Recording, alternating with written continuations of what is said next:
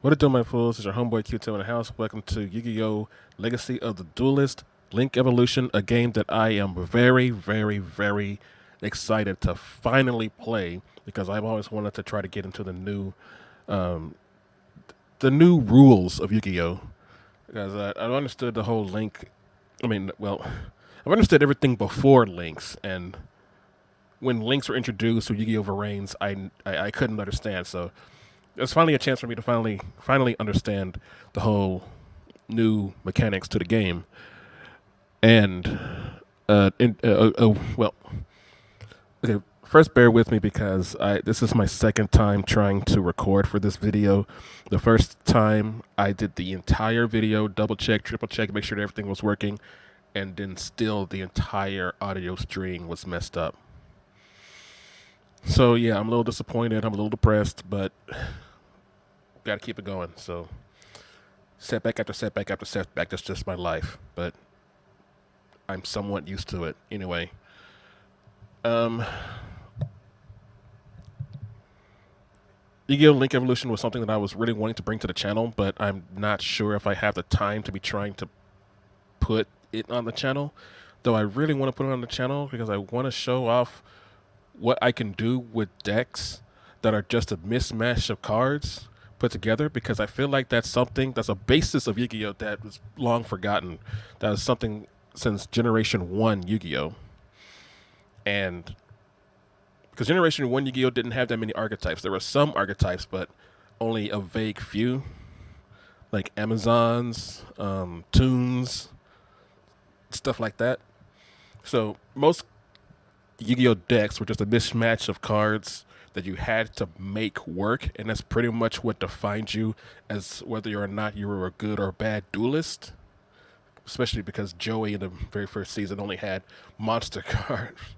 He only had monster cards in his deck, so you could tell that he was brand new to the game, and Little Yugi was an expert by that much time. He had a mismatch of cards, but at the same time, they worked together to make a workable, winnable deck. But ever since the second generation of Yu-Gi-Oh!, which is Yu-Gi-Oh! GX, archetypes have come out, and now you can pretty much win without even having to think, or at least think much. Because basically, all the cards of that particular archetype will do the thinking for you. That's pretty much my hatred, my hatred towards archetypes. So once third generation Yu-Gi-Oh came out, which is 5Ds, they introduced synchros, and I got introduced to this one archetype called Gustos, which yes, they are an archetype, but there's no overpowering advantage to them, which is probably the very first archetype that I've ever seen that didn't have this overpowering instant win advantage. As a matter of fact, Gustos represented something that I've always felt was a basis of Yu-Gi-Oh since it first came out, was toolboxing. And toolboxing is you basically change your strategy up based on what's happening in the duel. That's what Gustos are made to do. To top it all off, they don't have high attack power, and for the most part, they're low level monsters. And even better is that their engine doesn't necessarily give them an advantage over the other deck in any way. Not like Watts, where every card attacks directly, so the fact that they're low level cards doesn't matter because they're ignoring the other monsters anyway. And what's it? Ghost Trick, I think it was called. Ghost Trick is basically you can't attack any face down monsters, so keep everything face down, and none of your opponent's monsters can hit them. Something like that. But no, Gustos, they don't have stuff like that. They are weak in attack power, and they have to win like that. So they have to win by attacking. And chances are there's going to be high level red eyes, blue eyes, and all that stuff on the field. So I feel like that Gustos are the best archetype in the entire game because they're the only archetype that actually personifies what the original game was supposed to be about down to its basics. Is that you take a match of cards and you adapt. You build them so that you can adapt to whatever your opponent is trying to do, and you win like that. Also, I like Gustos because they did introduce me to other archetypes that do look interesting. Infinities.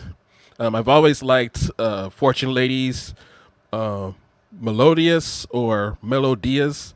I can't remember. Oddly enough, I do like spell books, but I do consider them to be a little overpowered, if not broken, because you can literally win in one turn with spell books, even if you don't have a great hand. You can still change up the whole deck and still win on that turn. Gravekeepers, I have a respect for because they're anti-meta, but at the same time, they're still too overpowered for me to really appreciate. But I still respect the fact that it's an anti-meta deck that has to exist because the meta is so strong. But yeah, and I'm sorry it's taking a while because I have to get all these ideas out because I said all these ideas when I first recorded, and then now that the whole thing's gone, I'm trying to retrace my steps. Also, I built Spirit Stars based decks. I mean, that's kind of a thing that I wanted to do. I build decks based on the personality or characteristics of a particular character. So Natalie had like high level base beatdown deck. Denise was all about summoning the special summons with fusion synchros and Xyz. And it did have some pendulums in there, but I don't think I got the chance to really work it out. Kalina was straight up spellcaster counter lockdown, and Lynn was dark attribute anti-support, so she keeps destroying and destroying and destroying. And originally, Qbert was a mismatch of a bunch of female fairy type, humanoid female fairy type cards. Basically an angel deck, female angel deck, which, like I said, there was no real archetype behind it, but it did revolve around Athena quite a bit.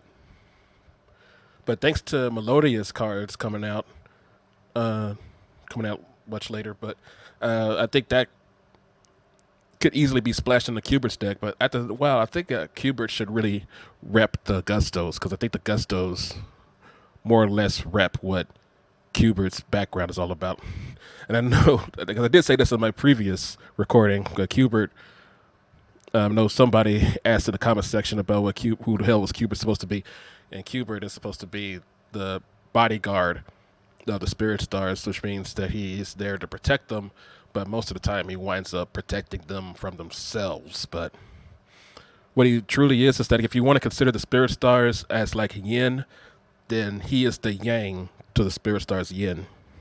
He's the antithesis of the Spirit Stars, which is like the Spirit Stars believe that humanity could be saved, whereas Qbert believes that humanity is selfish down to its core and would ultimately destroy themselves, but they're still friends, or at the very least allies. Talking about the Spirit Stars and Qbert. So that's the basics of their relationship. And I wanted to do a Spirit Stars Yu-Gi-Oh crossover, just like I wanted to do a Spirit Stars Pokemon crossover, but yeah. So anyway, here's my Gusto deck that I wanted to explain. Also, this video is going to show 10 minutes in the video. Okay, this video is going to show my very first online battle that I had a few hours ago. This is Calm of the Gusto. Now, this is Ghost Fairy Elphobia. Her name is Ghost Fairy Elphobia. I like to call her Ghost Fairy Ebola. So if you ever hear me say Ebola, this is the card that I'm referring to. She's not a Gusto, but she is a wind attribute psychic, just like Gusto cards are, at least the humanoid ones. Her effect on the field is You reveal a wind monster in your hand. Depending on that level, any monsters with a level higher than the revealed monster can't activate their effects up until the end of the opponent's main phase 1. So it's a great card to splash into a Gusto deck. To me, Ebola is like an honorary Gusto because of this effect. Because most Gusto cards have low levels. So that means that anything pretty much higher than 2, 3 can't activate their levels. I mean, can't activate their effects. I'm sorry. So here are the recruiters. This is recruiters, Gusto Eagles, and this is Goldos. Gusto Squirrels, one of my personal favorites. So that was before Pilica because this was an easy way to get Rees out. Thunbolt was a great way to get Rees out. Musto, I never really used that much, but he is good for canceling effects. He also cancels effects just like Ebola, but his requirement, like most other Gusto cards, is that he has to get a card into the. I mean, he has to remove a Gusto card or a Gusto monster from the graveyard. Pilica, since she summons any tuner monster from the graveyard, any Gusto tuner monster from the graveyard. You can usually go Goldo so that you can easily go into Freeze down here. This is a card that I think should also be an honorary Gusto card, which is Side Blocker. While this card is on the field, activate its effect. Name a card that exists in the game, and for the next 2 turns, that effects with that name cannot be activated. It's a great card. Ree's waifu of the Gusto deck, my waifu, because she always keep popping up. She didn't pop up in my first hand in these 2 duels, but she usually pops up. And this is Silent Psychic something, I think. I can't remember her name. But yeah, she's a card that is easily splashable in the Gusto deck. Basically, when she's destroyed and sent to the graveyard, you can summon a Psychic from your deck, depending on the defense points, I think. Here's Winda of Gusto and Contact of Gusto, which is instant. It just destroys a card by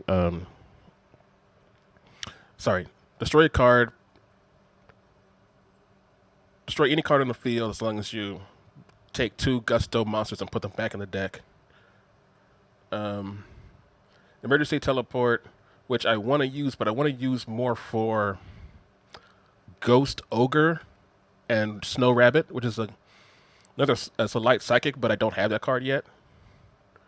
Otherwise, I will use this for Pilica so I can get this from the graveyard and then go into that card. This card I think is easily the best card. One of the best cards for a Gusto deck is Future Glow. But I didn't use it in this duel yet. Hopefully I get a chance to. Miracle Synchro Fusion, easily splashable in a Gusto deck because you can take either one of their synchros and go straight into Ultimate. This card is a card that I just recently knew existed. It's called Mistaken Accusation. Didn't really get to activate it here in these 2 duels, but I'll explain what it does if I get the chance. Psychokinesis, easily splashable. Just have a psychic and destroy 1 card and then take 1,000 points of damage. This, I think, is great for a Gusto deck, mostly because that if you have wind monsters, it just says wind monsters that you can bring back into the card, that you can bring back into your deck from the graveyard. So these and Ebola I can bring back into the deck and then just remove a card from the field back into the opponent's hand. This special summon the Gusto from the graveyard as long as you take 2 Gustos from the graveyard and put it back in the deck. This is a card that special summons a psychic from the banished zone. This is one of my favorite cards. Damage Condenser. Take damage and then special summon a monster with attack points equal or less than that damage. Dust Tornado. A card to protect your trap cards. If you start with this card, you always want to put this down first so that your opponent can either MST it and protect and not your other cards. Or if they put down a trap card, destroy it with this and then set down your trap cards at the end of their turn so that you can activate it on your next incoming turn. This is a new card that I just realized existed. I think it's Extinction on Time? Extinction on Schedule. I think that's what it's called. And I want to use this card. I haven't used this card. I have not used this card yet. But I want to try it. Limit Reverse, always good in a Gusto deck. just get that Squirrel out on the end of your opponent's turn with this card, and then on your turn, put Gusto in defense mode. This destroys. He gets his effect activated. You can go right into Reese. This brings back a psychic from your graveyard and makes it a tuner that was used in the second duel, and this is Whirlwind of Gusto. If you have no cards on your field, take 2 Gustos from your graveyard, special summon a Gusto monster from your deck with 1,500 defense points or less, I believe. You're on a synchro monster. It's Black Rose Dragon, easily splashable. It nukes the field. Gusto, Die Gusto, Goldust, I think. Bring 2 Gusto cards from the graveyard back into the deck and then destroy a face-up monster on the field. Hyper Psionic Blaster.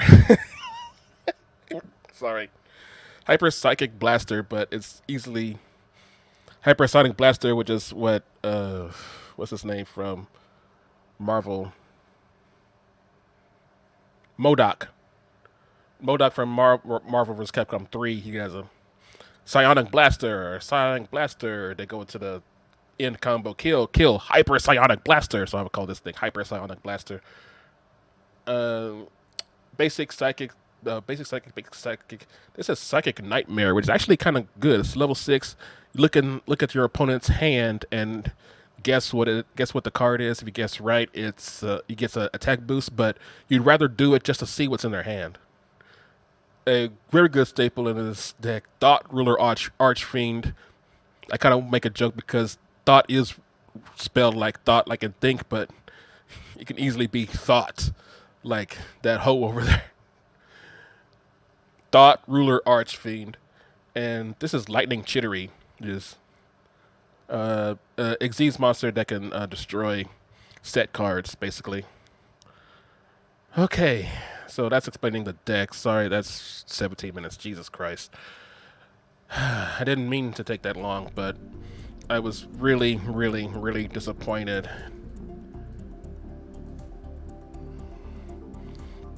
I was really, really disappointed in losing all of my audio, and I just wanted to be able to try to recall everything that I said. I didn't even mention most of the deck in the other audio, but I said so much stuff that I didn't go over what I was thinking about during the duels. And I also wanted to do that too. I also want to explain, if you guys really want to see me play this game, please leave something in the comments section. Because I really do want to... I want to know that when I upload this, that people definitely want to see it and that I'm just not doing it for nothing. Because I don't know if I really have the time to be uploading Legacy of the Duelist Link Evolution. But I really want to, because I think it's a game that doesn't get enough love. I know that Duel Links is probably the better game, but I can't spend that much money on Duel Links. Not only for the cards, but apparently Duel Links also takes up a lot of data on your online internet. And since my internet isn't unlimited, I would have to wind up paying more money if I go over a certain amount of data.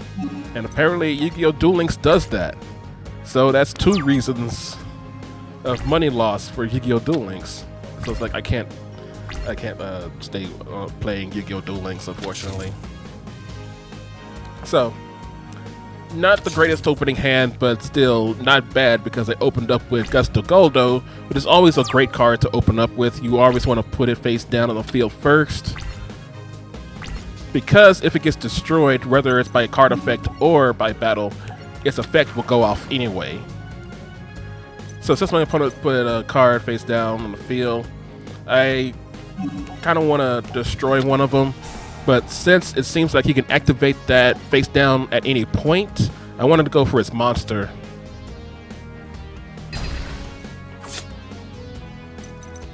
And it was Red Eyes Baby Dragon, which I'm not exactly sure what that effect was. But anyway, I've got 2 recruiters on the field, so I'm free to just attack, and if she attacks back, I'll just bring out another monster. That's how Gustos work. So whatever that card is, she can... Oh, I'm sorry. I'm saying she. I really don't know if it's a he or she or what.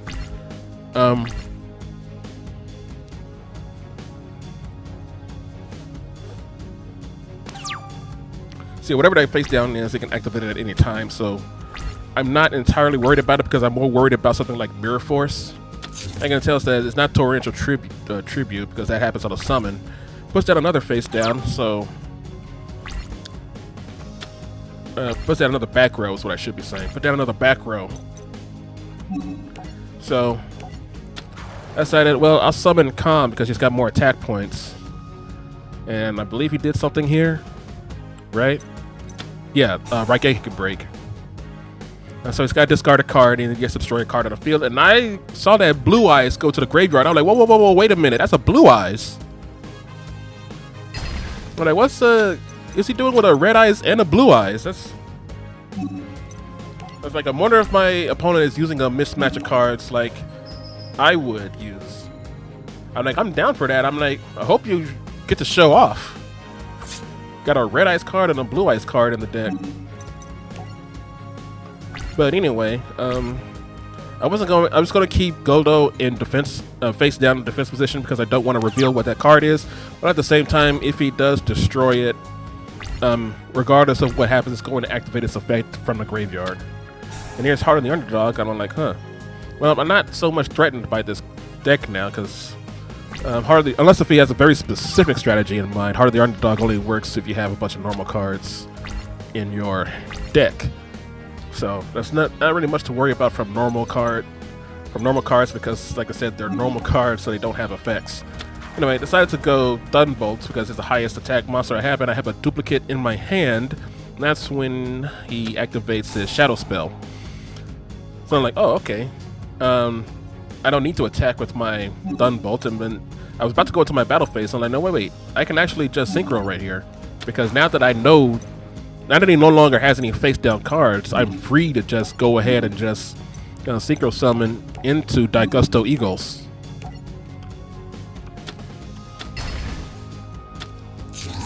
And that was the reason why I wasn't Synchro Summoning, because I was worried about that face-down. It could have been Mirror Force or something, but whatever it was, he could activate it at any time. But it was because of a Shadow Spell. And if I had Synchro Summoned into Daigusto Eagles to try to get rid of it, I really don't think it would have worked because he would have just activated it. He would have just activated it to turn it face up. Daigusto Eagle can only destroy a face down card, so you can always just flip it face up to avoid its destruction. So Heart of the Underdog pops off. He's got a dragon. I was only able to say that it was a level 4 dragon because the text went away too quickly. So anyway, he puts down a monster in face down position. There we go. And then just ends his turn. So then, bam, Ebola comes into my hand. So I don't know what that face down is, but I have an answer for it. I've got Ebola. I'm like, I don't know what it is. Maybe it's a man-eater bug. I don't think it would actually work on man-eater bug, but it all depends on what its level is. Anyway, I'm just going to go ahead and activate Ebola. She's going to reveal a level 2 monster, so anything over level 2 cannot activate its effect until the end of my opponent's main phase. So, unfortunately, it was that dragon, and unfortunately, I didn't read that it had 2,000 defense points. That's the first time I'm seeing that card. It's basically a giant stone of... a giant soldier of stone? I think that's what it's called. That's basically what that card is. And anyway, he survived for that turn. I was expecting something with less attack points, but it's fine because I should be able to have this turn outside of Raigeki or something like that. Dark Hole, maybe. So then he puts down another face-down card. Face-down monster, I'm sorry. So I'm like, well, same thing. I'll just activate Ebola again. I'm going to reveal a level 2 monster. And anything over level 2 can't activate its effect. And instead, I'm going to attack with my Daigusto to make sure I get over it. And I'll just attack with the other monsters for game. It's like Wall of Illusion, that would have helped you out.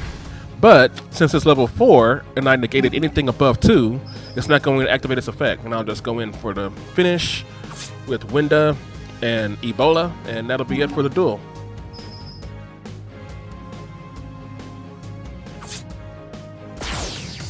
So that was my very first duel of Legacy of the Duelist online ever.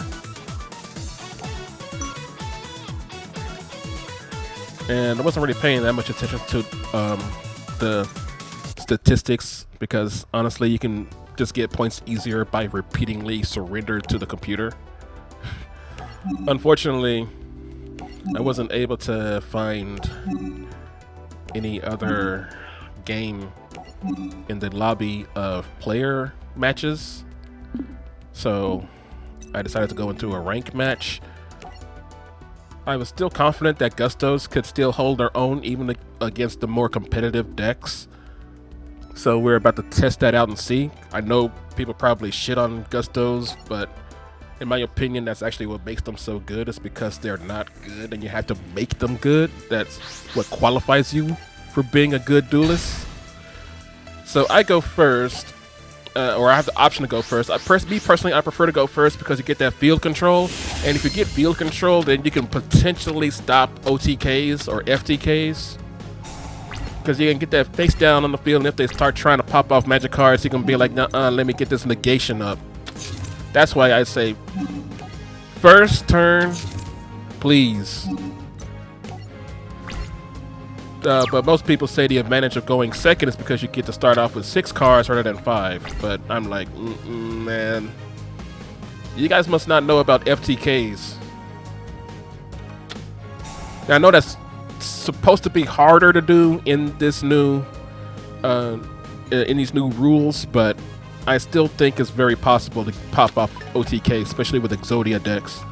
Now, anyway, my opponent is playing Fire Formation, which I don't remember all that well, but I do remember that Fire Formation has a lot of support cards. So anyway, exactly why I said you always start off with Goldo, because Goldo effect will still go off regardless of what happens. So I decided to go into Winda. I usually go into Eagle, but I decided to go into Winda because I have that face down, which is psychic support. So I wanted to make sure that Winda was in the graveyard in case I want to synchro summon.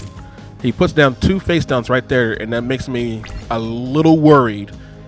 So I'm thinking, okay, I think I'm going to have to nuke the field, because if those cards are any kind of Fire Formation support, then I'm going to be in really big trouble.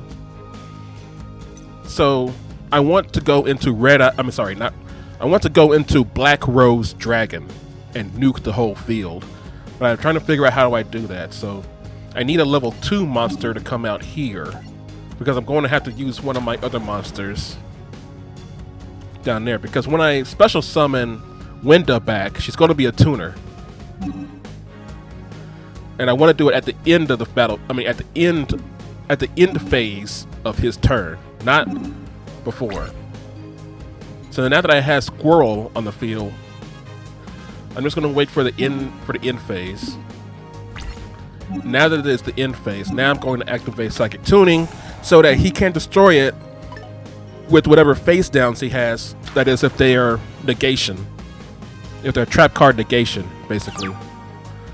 So I have Winda back. She's a tuner monster now because of the effect of the trap card. And I got another Winda in my hand. I didn't want to waste Ebola, so Cyrene Psychic Witch, that's her name. And I probably should have saved Serene Psychic Witch, but it's okay, because I'm going to do this and go into Magical Android, which is a Psychic Synchro monster, which is very important later. Put her in defense position because I didn't really want any effects go off that specifically say attack position monster. He didn't do anything, but he did have a response. I was like, well, if he didn't do it then, he probably won't do it on Black Rose Dragon. And if he does do it on Black Rose Dragon, it's probably something more like Bottomless Trap Hole or something like that.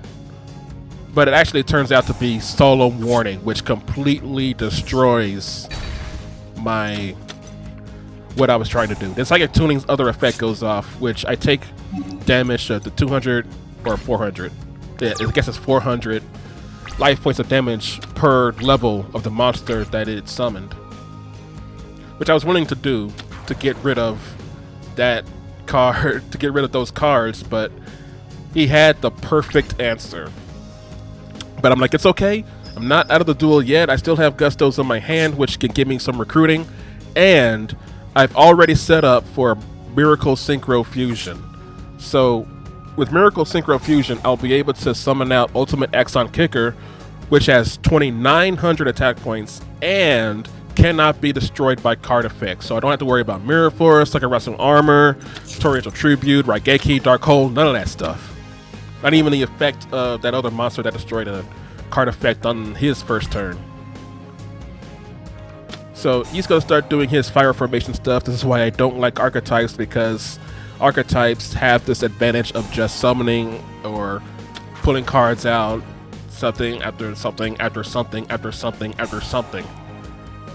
Now Gustos can sort of do that, but it's usually at a cost. Like, they need to have cards in the graveyard in order to activate their effects, whereas these guys, it's like, no, we can just stand side by side and have all of our effects go off. Anyway, he used that one effect of that monster to go into 3 level 8s, and then Exist summon this one monster that I've never seen before, Giant Trainer, level 3, 8 monsters. Fortunately, he doesn't have a broken ability. He can just draw a card if he wants to, but if he does that, he can't go into his battle phase. So that means he can't activate his card now. So now I draw. Oh, snap! To the top deck? Yo, the heart of the cards is real! My deck loves me! This is proof that Gustos actually love me and respect me for the fact that I'm repping them. And it's not even a Gusto card. It's just a card that really works in a Gusto deck. Anyway, Miracle Synchro Fusion. Synchro summon. I'm not Synchro summon. You fusion summon a fusion monster that needs a Synchro monster for its material. And Ultimate Exxon Kicker needs a Psychic Synchro monster, which is what I summoned before I summoned Black Rose Dragon. So now, any effect that he has that destroys a monster will not work on Ultimate Exxon Kicker. So now he has to deal with this 29 attack monster. He's got 2,800 attack points. I got 2,900 attack points. Your Mirror Force or whatever isn't going to work. I don't know what those face downs are, but it doesn't matter. Unless if there's something that bounces my monster back into my deck or something like that. I'm waiting to see if he does anything. Nope, he takes 100 points of damage. All of those cards go straight to the graveyard, and I get the effect off, which brings my life points back up to 6,800. And just like that, I'm not out of this game. I'll go ahead and do the safest play that I can think of and put Eagles down just in case. In retrospect, I probably should have used Ebola's effect on my main phase 2, because that'll stop any of his level 4 monsters from activating their effects. But the reason why I didn't want to, because I will also stop Ultimate Exxon's Kicker's effect from being incapable of being destroyed by card effects. So if I had used Ebola, then Ultimate Exxon Kicker could be destroyed by card effects, and I didn't want that. So anyway, more fire formation. Well, Tree Trolling Trolls, which actually has a much cooler name in Japanese, but I can't remember what it was. Anyway, he's gonna start doing more Beast Warrior, Fire Warrior. Oh, that's got to be a fire formation support card. I guess he's running a mix. I guess he's running a mix archetype as well. I just now noticed that. I literally just now noticed that he's must be running a mixed archetype as well, which I'm down for. I might as well say this now because Lightsworn is my most hated archetype, because I feel like it is the least costly archetype to pop off the most broken effects. But moreover, Judgment Dragon is way too powerful, and it only requires 4 Lightsworns to be in the graveyard. Anyway, Brotherhood of the Fire Fist. shows up. I'm reading its effect, and I saw that it had negate all monsters that are not Beast Warrior monsters on the field. I read that, but I wasn't able to read all of his text. But I got the general basis of it. That plays into later on this turn, because he does discard a card to activate its effect, which means that now all face-up monsters on the field that aren't Beast Warriors cannot activate their effect. I'm like, oh, well, I'm still okay because Ego's effect only happens in the graveyard. So he goes to the graveyard. His effect is going to pop off anyway because it only happens in the graveyard. So I'm thinking maybe I should go Pilica, but it's like, no, her effect will not activate on the field because of the Xyz monster. So I thought about Busto, and I'm like, well, maybe I should go Calm and try to get some cards back on the next turn. But then I decided, well, let me fully read what his effect is before I make a decision. And it's a good thing I did, because I read, it says, negate the effects of all face-up effect monsters currently on the field except Beast Warrior types until the end of your opponent's turn. So it's like, oh, you sneaky bastard. So basically, I'm not going to have any effects on my next turn. So I think I need to get my waifu out. I need to get Reeves out because she's got that 1900. So I went Thunderbolt. He's going to destroy Thunderbolt, and that'll let me summon Reeves to the field. So he has to end his battle phase first, though, because it only activates after the battle phase. Then activate Thunderbolt, and then that happened. Now, I don't think it's a rage quit, because I don't think a rage quit would happen that way. This is a complete software crash, because it goes all the way back out into the main menu of the Switch. So, yeah. That happened. So I'm a little less discouraged. I'm more discouraged about playing ranked battles since that's a possibility. So I'll probably be playing more player matches. And I don't want something like that to affect my playing ranked matches. And I'd rather be playing against, you people, the fans, the subscribers. That is if you want to. I mean, I love Yu-Gi-Oh! I would love to get the chance to play against some people. Even YouTubers. I'm currently watching Crimson and Shady Penguin play this game on their channels. I don't know if they want to battle me, because I'm pretty sure they don't know who the hell I am. And they're being like, who the hell is this guy? Why are you supporting Gustos? Man, get them blue eyes or red eyes and stuff out. I'm like, it's not that I don't like red eyes and blue eyes. I like them, but they're too high level and too overpowered, man. Not to mention they got way too much support. And I think Red Eyes got like double the support that Blue Eyes got, which I kind of like, because I like Red Eyes over Blue Eyes, but still, guys, come on. Don't use overpowered decks. But anyway, maybe you guys, if not play against you guys, then maybe you guys will have some archetypes that you want to see me play. And I say that because I hate Light Sworns. I hate Light Sworns. There are archetypes that I do hate, like Monarchs, Black Wings, Six Sams, all because they're just completely broken.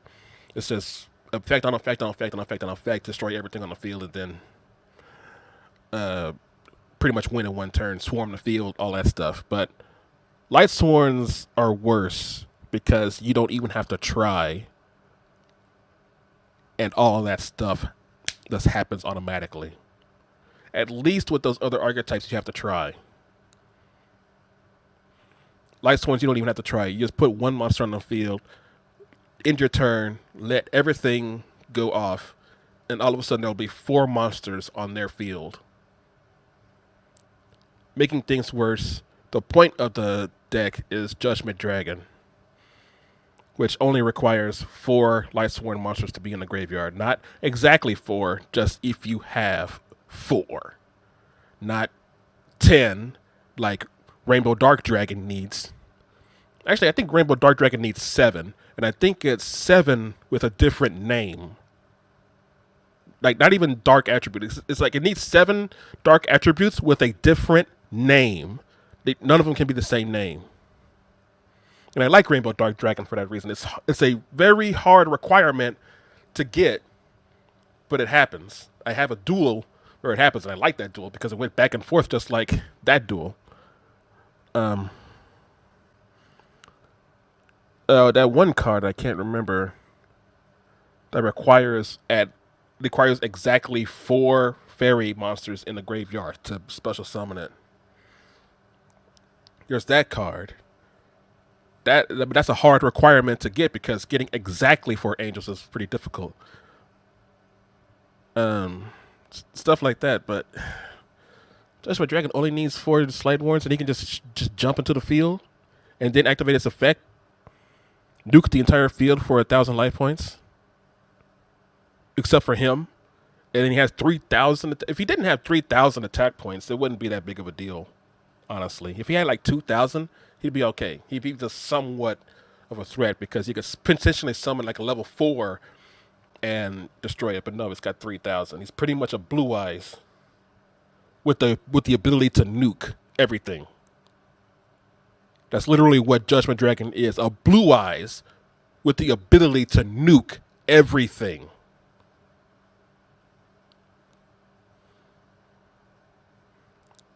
And it only needs 4 Light Swarms to summon itself to the field. But I'm displaying my huge dislike for Light Swarms for this particular reason. Because like I said, I love Gustos.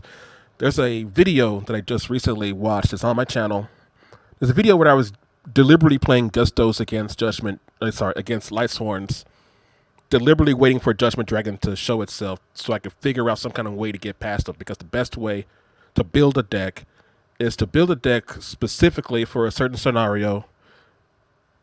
Well, not specifically for a certain scenario. Build a deck and then put that deck up against a certain scenario and then try to get out of that scenario and then win the duel. So Judgment Dragon comes out. I'm like, what can I do against Judgment Dragon? I'm like, oh, okay, I could just summon Rees out to the field. Summon Rees, used their effect, got Judgment Dragon on my side of the field, and started using Judgment Dragon against the Light Sworns. This is what Gustos can do. I mean, I know Creature Swap is a thing for the typical Gusto deck, but honestly, I don't think it's a good card for Gustos because you're still giving your opponent the chance to choose. I mean, yeah, you could go ahead and attack your own Gusto monster, but the fact that you're still giving your opponent control doesn't really make it that good of a card. So I don't think Creature Swap should be in a Gusto deck. But anyway, while I had Judgment Dragon on the field and I ended my turn, I totally forgot until I was watching that video. I only watched this video like a few days ago. I totally forgot that Judgment Dragon has a mill effect as well. And then he milled Gusto cards while he was on my field. And I'm thinking, wait a minute. You know, the Lightsworn engine actually helps the Gusto engine. And then I just got thinking, wait, I can build a Gusto and a Lightsworn deck? I can build a deck with my most beloved archetype, with my most hated archetype. Would you guys like to see that?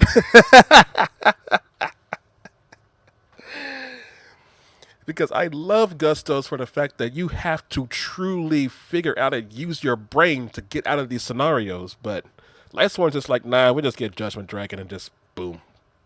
We win. It's Judgment Dragon. What you gonna do? Attack into it? But the fact that I can use, you know what the worst part about it is that Akiza is the duelist that you buy the cards from for both Gusto and Lightsworns. So going through her card shop, I'm getting both Lightsworns and Gustos. It's like a love-hate relationship. And I think I have all the Lightsworn cards because I was going through her card shop multiple times trying to get all the Gusto cards, which I don't think I still have them all, but I noticed that I've got like almost every Lightsworn card. And I'm like, oh god. But this might actually be possible, and it's something that I am willing to do because I am a person that try to understand things that I don't like or hate to try to accept them. That's the kind of person that I am. It doesn't work all the time. Trust me. I mean, like, Gravekeepers, I did hate them, but when I realized that they're supposed to be anti-meta because of this huge meta, I'm like, I can't really hate them that much because the meta is ridiculously strong. So having an anti-meta deck really works out. And that's literally what Gravekeepers are, anti-meta. I mean, I don't think I'll truly appreciate them, but I'll respect them. But they're still too OP. I think Shadows is the same thing because Shadows are literally punishment for anyone trying to special summon monsters. And that's literally what the game is all about, is special summoning monsters. So, you know what? Those two decks could probably work together because they're both dark attributes. Shadows and Gravekeepers. Build a deck like that. But anyway, what I was getting at was, could I build a deck with Gustos and Lightsworns? It would be hard because wind attribute and light attribute don't normally mix. Dark and wind do mix. They have cards specifically for dark and wind support. But light and wind don't really mix. So that would be interesting to actually pull off that kind of a deck and make it work. But it's the kind of thing that I like to do. My boy was using, Fire Formation plus Coach something? And I just realized it. I was like, my boy's using a mixed archetype deck. I'm down for that. I'll gladly do that. You guys come up with some archetypes that you want me to mix together, and I will try to do that. I want to mix Gustos with Dark World. No. You know what I really want to mix with? Gustos and Genix. I love Genix. I mean, but I never really got around to building a Genix deck.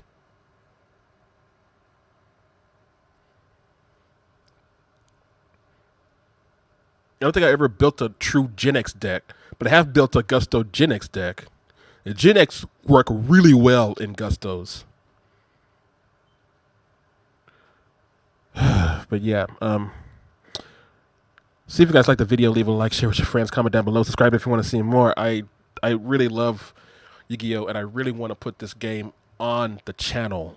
Please, guys, show your support in the comment section. Send me stuff on Twitter or whatever, just to show that it's okay for me to put this on the channel. Maybe I'll do it anyway because I really want to. But the thing is like, if I really want to, if I do it anyway, I'll be questioning whether or not I'm just doing this for myself, as opposed to, does anybody really want to see this? And if people say, yeah, we want to see you actually play Yu-Gi-Oh! And do all this stuff, making all these decks, maybe play against some people, play against some YouTubers. I love to play against Crimson or Shady Penguin. I did say in the first time I recorded that I would be willing to play with PK too, because I know PK plays Yu-Gi-Oh! But I also said that PK probably hates me by now, which is probably true. I don't know for certain, but whatever. Anyway.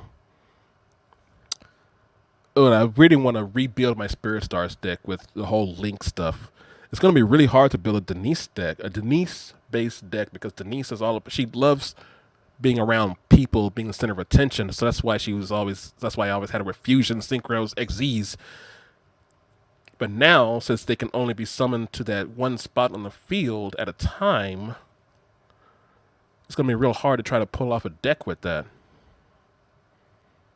What I still want to do. So I want to know if you guys really want to see me do that.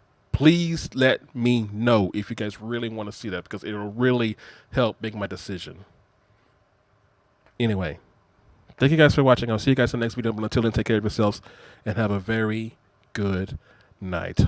Hopefully you guys will just let me know everything that you're feeling, because I know some of you watch my Yu-Gi-Oh! Content. My Yu-Gi-Oh! Content does have quite a lot of views. Not maybe as much as other things, but definitely my Yu-Gi-Oh! Content does have a lot of views. So please let me know. Peace!